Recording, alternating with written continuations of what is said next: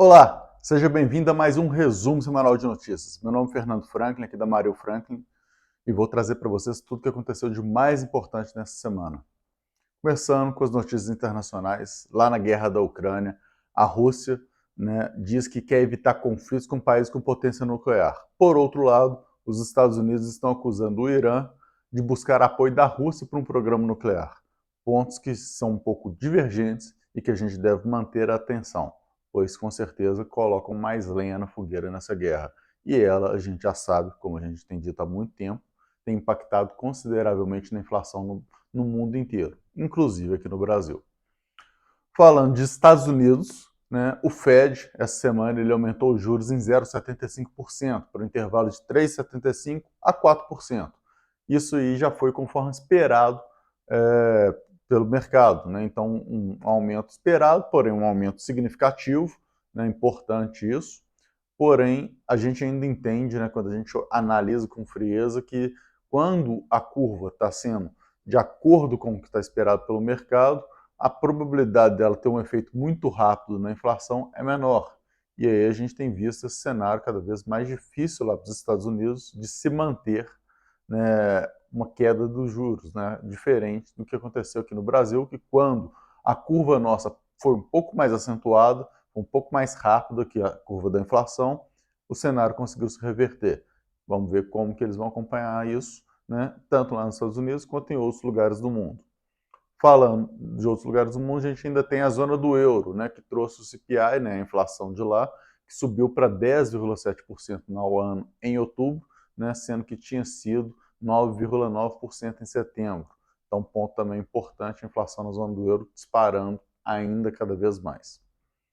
Passando aqui para as notícias nacionais, começar com a pesquisa Focus, que traz um IPCA que subiu pela primeira semana, depois de 17 semanas caindo, para 5,61, estava 5,60, então uma subida, mas não muito forte, mas é um ponto importante da gente acompanhar. E o IGPM caiu ainda para 6,42, o PIB foi para 2,76, continuando estável, o câmbio em 5,20 e a Selic 13,75 também estava para esse ano. Mas teve um ponto importante, saiu a ata do Copom, e a ata do Copom indicou um ponto para o IPCA de 2023 em 4,8%, como cenário de referência, acima do teto da meta, que é de 4,75%. Então, está um pouco acima, não muito o cenário do Copom, mas isso é um indicador que a gente tem que prestar atenção. E a gente também teve o IPC, que saiu com um avanço de 0,45 em outubro, esse ano que em setembro tinha tido uma alta de 0,12. Então, um pouco mais forte o IPC, ponto também para chamar a atenção, coisa que a gente já tinha falado, provavelmente em algum momento a deflação ia parar, em alguns indicadores, temos que ver aí o IPCA e o IGPM ainda, que são os principais indicadores de inflação, mas a gente vai enxergar em algum momento esses indicadores parando de ter deflação e começando a ter um caminho natural de subida, mas não muito forte, assim esperamos.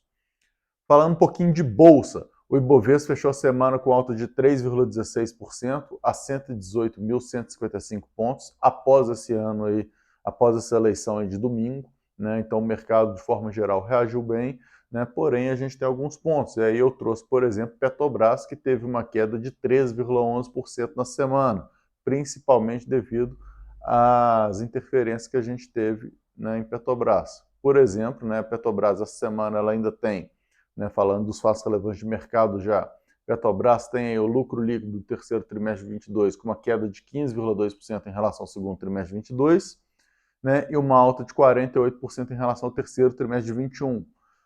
Ela provou aí em reunião um pagamento de dividendos no valor de 3,34 por ação, que serão pagos em dezembro e janeiro, 20 de dezembro e 19 de janeiro, porém o Ministério Público do TCU solicitou a suspensão desse pagamento.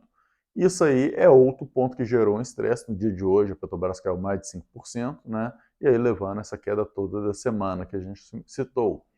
A B3 tem um ponto importante, na semana que vem o novo horário de negociação, a partir de segunda-feira, ele vai inteiro, de 10 às 18, não vai parar às 5 horas para voltar às 5h30, que era o aftermarket, vai inteiro até às 6 horas.